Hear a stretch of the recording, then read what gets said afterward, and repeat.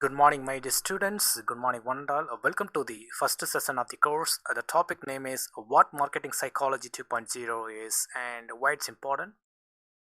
So, first, we need to talk about the marketing strategies using psychology. When it comes to promoting their products and services, marketers and business owners need to be smart. Develop a good marketing strategy to ensure our marketing campaigns are very successful here. As marketers decide what tools and media to use, they also need to figure out how to create a more customer centric marketing strategy process and what's the deal with the psychology in marketing. This purpose of this session is to explore the concept of marketing psychology by understanding what it means and how you can use it here. The next we need to discuss about the marketers need to understand human psychology. A world saturated with the brands and it can make it harder to stand out.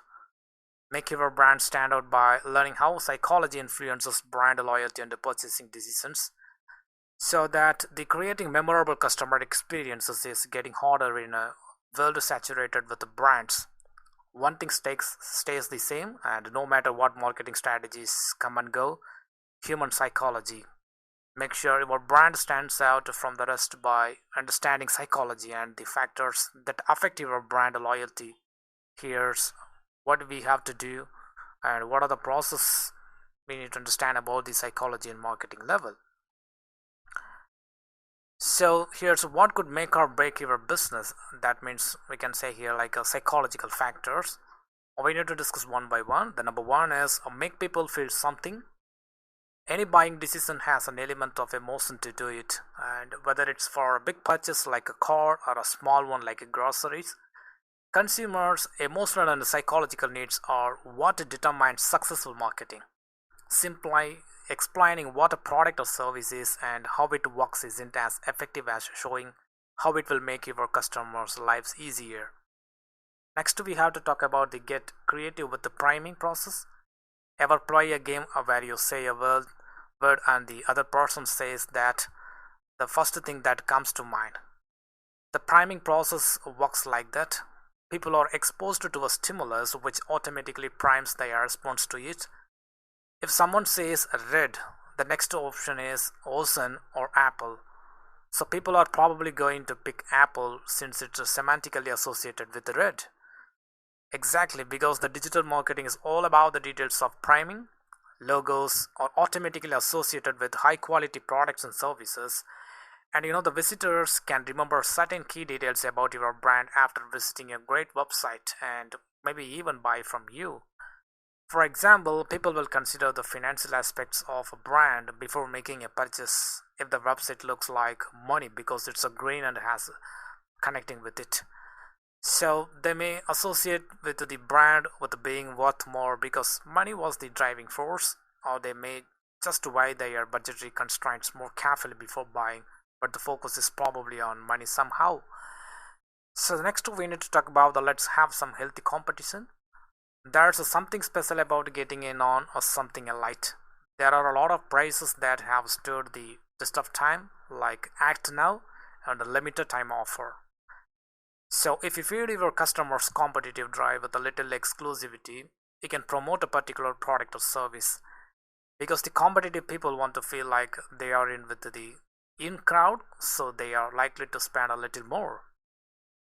Next, we have to talk about the don't be afraid to point out your flaws because the marketing campaigns are often skewed by consumers. So what's the deal here? They know when false advertising is coming. Own up to your mistakes if you want to be a leader. Advertise what didn't go right, like, and explain how you fixed it in a way that improves your customer perception of your brand to boost your credibility here. So, for example, we can say here like a Volkswagen was famous for it.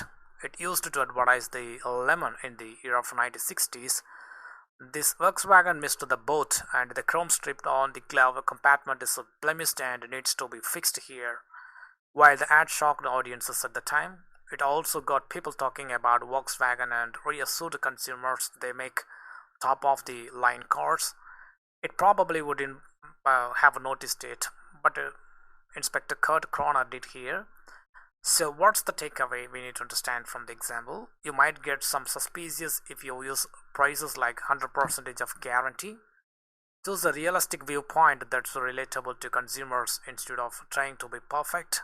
You can win points by flaunting your flaws with a little humor and sauce.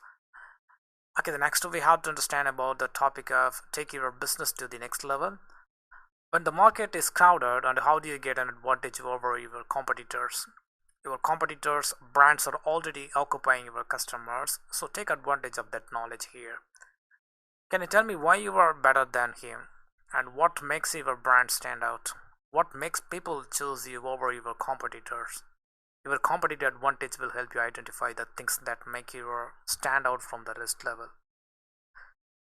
For example, we can say here like during the 1970s, 7-Up became the and Cola, a humorous boxing match between itself and Coca-Cola that changed the way people thought about soft drinks.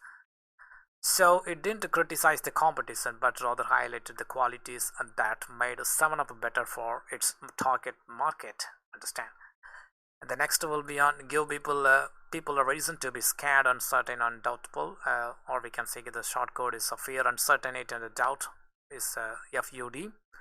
In the marketing world, fear, uncertainty, and doubt are used to make consumers stop, think, and change their behavior because fear isn't something people like for obvious reasons.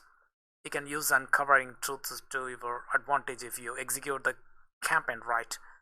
If you use this tactic, however, be careful and make sure your claims are backed up by the facts. Trying to gain credibility among your constituents would be a bad idea otherwise. A good advertisement and a message can't just appear out of thin air. They have to be backed by science, and that science centers around human psychology. Your digital marketing campaigns will be more effective if you understand what motivates your consumers to make decisions they do. Okay, the next we have to discuss about the concept of marketing psychology and what does it mean. The psychological theories are applied to marketing efforts in marketing psychology. To match their marketing strategies with their target audience thinking and behavior, brands use this technique properly. And because the psychology of marketing can be applied to a lot of different industries and products. This is why many brands use this strategy to influence their customers' buying decisions. The technological advancements make neuromarketing more prevalent in the digital marketing ecosystem. And the big companies like Google and Facebook have developed algorithms to drive more engagement through their content and ads. So, how psychological plays a role in marketing, we have to discuss. The majority of consumers make irrational buying decisions, according to studies. So, lots of buyers make decisions based on their biases instead of logical research. As a result, people make a lot of impulse purchases.